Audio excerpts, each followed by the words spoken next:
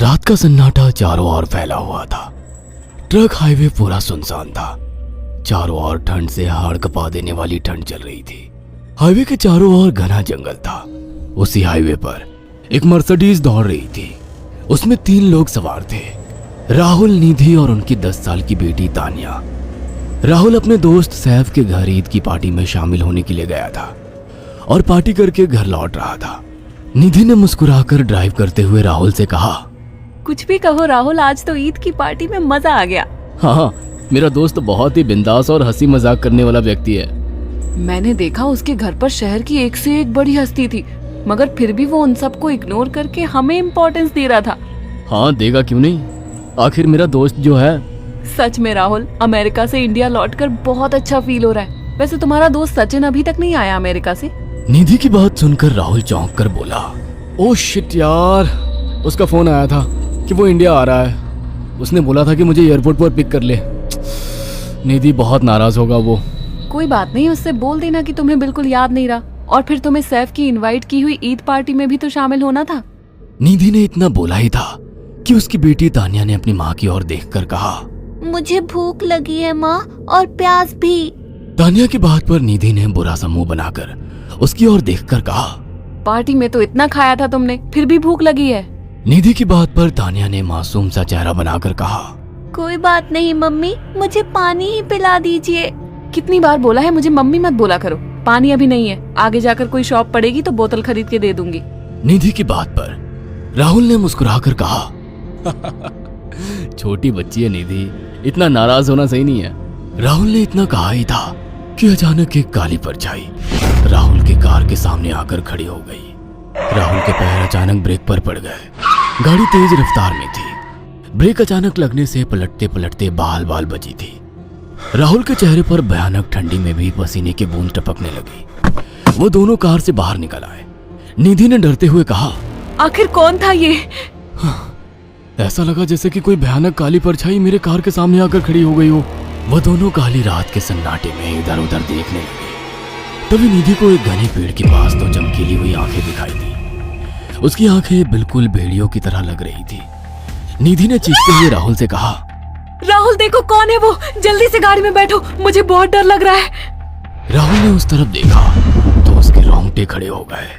वो दोनों गाड़ी के अंदर बैठने ही वाले थे कि अचानक एक अजीब सा चेहरा वाला भयानक सा आदमी बिजली की रफ्तार से उनके सामने आकर खड़ा हो गया। राहुल ने देखा कि उसका चेहरा बिल्कुल सड़ा हुआ था और उसकी आंखें भेड़िए की तरह चमक रही थी। उसके लंबे लंबे बाल उसके कंधे तक आ रहे थे और उसके दांत भेड़िए की तरह बाहर की ओर निकल रहे थे। हाथों की जगह नुकीले पंजे थे। राहुल को देखकर अजीब से अंदाज में हंसने लगा, मगर जैसे ही राहुल की नजर उसके कपड़ों पर गई, राहुल की आंखें फटी की फटी रह गई। वो हकलाते हुए बोला, भाईजान, भाईजान, मुझे माफ कर दो, मुझे छोड़ दो। राहुल ने इतना कहा ही था कि अचानक उस अजीब से दिखने वाले भयानक आदमी ने अपने पंजों से राहुल की गर्दन कसकर पकड़ ली और एक ही सेकंड में उखाड़ कर जमीन पर फेंक दी। राहुल के धड़ से लाल रंग का खून का फुहारा फूट पड़ा। इस भयानक मंजर को देखकर निधि के गले से एक जोरदार चीख निकल गई। निधि इससे पहले भागती कि अचानक उस भयानक दिखने वाले आदमी ने निधि को पकड़ लिया और अपने नुकीले पंजे उसके पेट में गड़ा दिए और उसकी अतड़ियां बाहर निकाल दी। निधि की एक दिल दहला देने वाली चीख सन्नाटे को चीर गई। अचानक हवा का एक बवंडर उठा और वो भयानक सा दिखने वाला व्यक्ति देखते ही देखते बवंडर के साथ गायब हो गया। तानिया ने डरते डरते निधि के मोबाइल से पुलिस और सैफ को बुला लिया और कुछ ही देर में वहां चारों ओर पुलिस की गाड़ियां थी। पुलिस ने राहुल के दोनों दोस्त सैफ और सचिन को वहीं बुला लिया। इंस्पेक्टर अर्जुन ने दोनों से कहा, मैंने ऐसी हत्याएं अपने करियर में कभी पहले नहीं देखी। ये काम तो ना किसी जानवर का लगता है, ना ही किसी इंसान का। सचिन कपकपाती हुई आवाज में बोला, आप कहना क्या चाहते हैं? कुछ कह नहीं सकता। जिस किसी ने भी इन दोनों को मारा है उससे एक बात तो साबित होती है कि वो इन दोनों से हद से ज्यादा नफरत करता था। अब सारी सच्चाई तो ये बच्ची ही बता सकती है। इतना बोलकर इंस्पेक्टर अर्जुन तानिया के पास चला गया, जो बेहद डरी हुई थी। तानिया ने आंखों देखी सारी घटना इंस्पेक्टर अर्जुन को बता दी। तानिया की बात सुनकर इंस्पेक्टर अर्जुन कंफ्यूज चेहरा लेकर मोबाइल पर किसी से बात करने लगे। सचिन इंस्पेक्टर के पास आ गया और सैफ भी डरता हुआ इंस्पेक्टर अर्जुन के पास आकर बोला, क्या हुआ इंस्पेक्टर? तानिया ने क्या बताया? उसने जो बताया वो काबिले यकीन नहीं है। उसकी बात पर किसी भी तरह से यकीन नहीं किया जा सकता। फिर भी कुछ तो बताया इंस्पेक्टर। हाँ, उस बच्ची के मुताबिक एक भूत ने निधि और राहुल को बड़ी बेदर्दी से मारा है। इंस्पेक्टर की बात सुनकर दोनों बुरी तरह से चौंक गए। क्या मतलब है इस बात का? बच्ची बेहद डरी हुई है। हम आगे की तफ्तीश जारी रखेंगे। निधि और राहुल तो चले गए, अब तानिया को मैं रख लूंगा। नहीं, राहुल मेरा अच्छा दोस्त था। तानिया अब मेरे साथ रहेगी। देखिए, बच्ची के माँ बाप अब इस दुनिया में नहीं है और आप दोनों भी शादीशुदा है। मुझे नहीं लगता कि आप दोनों बच्ची की सही से देखभाल कर सकते हैं। मेरी कोई औलाद नहीं है। मैंने अपनी पत्नी को फोन कर दिया है, वो भी IPS ऑफिसर है। ये बच्ची आज से मेरे साथ रहेगी। उसका मासूम चेहरा मेरे दिल में उतर गया है। अब तुम दोनों जा सकते हो। पूछताछ के लिए मैं जब भी तुम्हें बुलाऊं तुम दोनों आ जाना। इंस्पेक्टर ने ये बात बोली ही थी कि अचानक वहां पर मौसम बदल गया।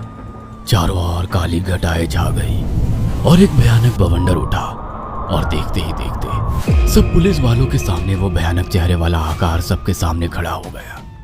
उसको देखकर सबके रोंगटे खड़े हो गए।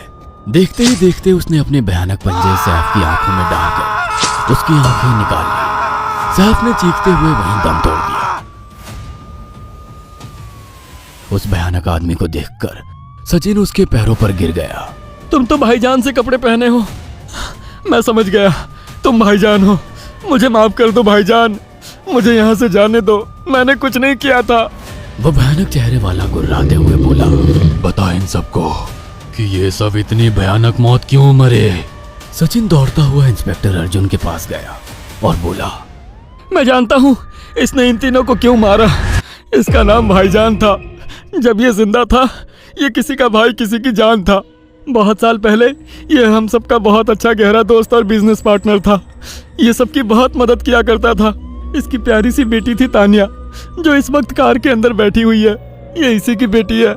भाईजान अपने सारे पैसों से एक बहुत बड़ा हॉस्पिटल खोलना चाहता था जिससे गरीबों का मुफ्त इलाज किया जा सके, मगर हम तीनों इसके लिए तैयार नहीं थे। हमारी नीयत उसकी दौलत पर खराब थी और एक दिन हम सब धोखे से ईद के दिन भाईजान को यहाँ ले आए और इसे मारकर फेंक दिया। तो फिर तुम सबने इसकी बेटी को क्यों जिंदा छोड़ दिया? हमें बाद में पता लगा कि भाईजान ने सारी जायदाद अपनी बेटी के नाम कर दी है, इसीलिए हमने भाईजान की पत्नी को भी मार दिया।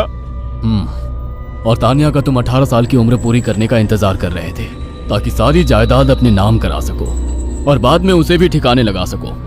इसी के लिए तुम दोनों इस मासूम बच्ची को अपने साथ रखने की जिद कर रहे थे।